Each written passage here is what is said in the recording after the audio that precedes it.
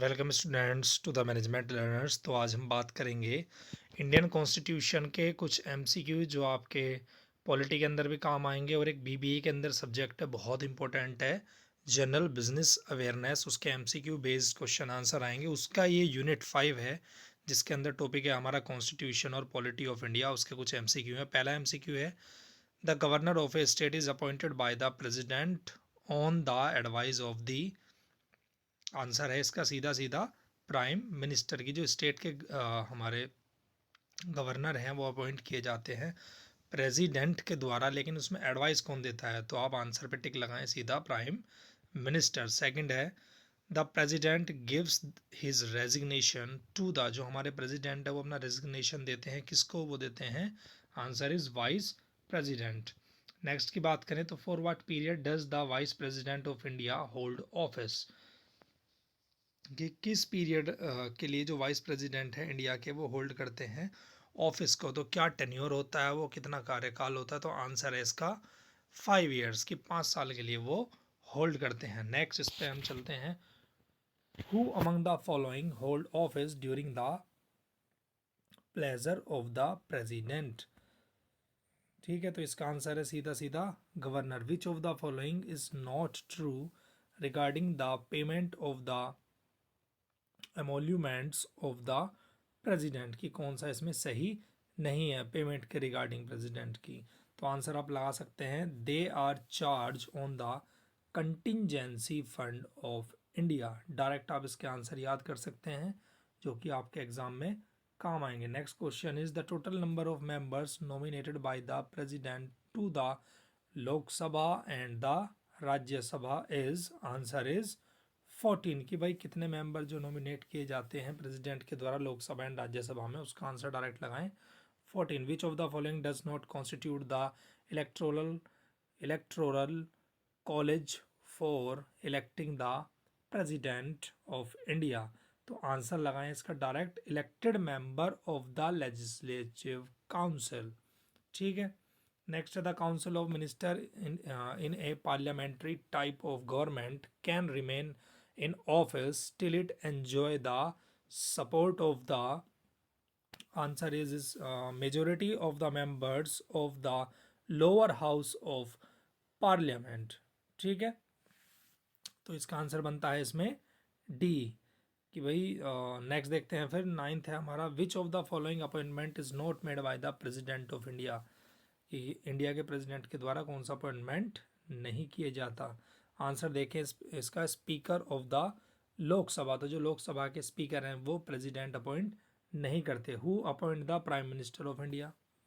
Who appoints the prime minister of India? इसमें बात हो रही है अपॉइंटमेंट की, जो उनको साइन कराते हैं लेटर वगैरह, जो उनका होता है सब सिग्नेचर वगैरह काम वो कराते हैं प्रेसिडेंट।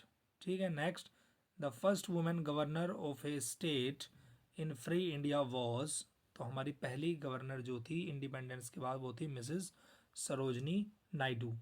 नेक्स्ट है, minimum age required to contest for presidentship is. कि प्रेसिडेंटशिप के लिए कितनी एज होनी चाहिए? तो उसका आंसर है 35 years.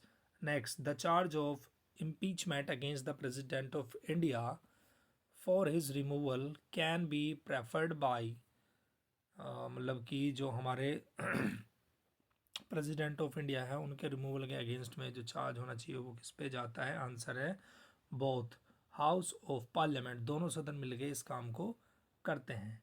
Next question is, the chief minister of a union territory where such a setup exist is appointed by the. किसके द्वारा वो अपॉइंट किए जाते हैं? वो किए जाते हैं लेफ्टिनेंट गवर्नर के द्वारा। Who was the prime minister of India? Sorry, who was the first prime minister of India? Bharat के पहले प्रधानमंत्री कौन रहे हैं? तो इसे बड़े ध्यान से देखें आप, वो होते हैं हमारे Pandit Jawaharlal Nehru ji. Next, in case a president dies while in office the vice president can act as president for a maximum period of. यदि कोई प्रेसिडेंट अपने ऑफिस में गुजर जाते हैं तो वाइस प्रेसिडेंट कितने दिनों के लिए कार्यकाल संभाल सकते हैं? वो है 6 मंथ। नेक्स्ट है, the union council of minister consist of. Union council जो है मिनिस्टर कंसिस्ट होती है कैबिनेट मिनिस्टर से, minister of states and deputy minister से। तो इसका जो आंसर है वो बना ऑप्शन नंबर ए 17 का। 18 का देखते हैं, who administers the oath of office to the president of India before he enters upon the office। तो आंसर लगाएं इसका सीधा सीधा chief minister, option number A 18 का आंसर है। 19 है, who among the following enjoy the rank of a cabinet minister of the Indian union. ठीक है, तो इसका आंसर डायरेक्ट लगाना है आपको option number B, deputy chairman of the planning commission. Next question, a person who is not a member of parliament can be appointed as a minister by the president for a maximum period of। एक ऐसा व्यक्ति जो parliament का member नहीं है appoint किया जा सकता है मिनिस्टर प्रेसिडेंट के द्वारा कितने कार्यकाल के लिए। आंसर लगाएं option number D 6 month. When can a president use his discretion in appointing the prime minister. Answer लगाइए इसका option number A, when no political party enjoy a clear majority in the Lok Sabha. 22 को देखना है, if in a country there happens to be the office of monarchy as well a parliamentary form of government, his monarch will be called. Answer is head of the state, option number A. Next 23, one feature distinguish the Rajya Sabha from the Vidhan Parishad is। Answer लगा सकते हैं आप इसका power of impeachment, option number A 23 का option number A इसका answer है। Chief minister of all states are ex officio member of the. Answer लगा सकते हैं आप इसका inter state council, option number C. Who among the following has the final right to sanction the expenditure of public money in India। किसके पास right है expenditure करने का public money Bharat के अंदर, तो उसका अधिकार है सिर्फ और सिर्फ हमारे प्रेसिडेंट को। Next, which of the following is not an essential qualification for appointment as a governor. Governor के लिए कौन सी क्वालिफिकेशन जरूरी नहीं है, तो आंसर आप लगाएं, he should be a domicile of the state to which he is been appointed. Option number B इसका आंसर है।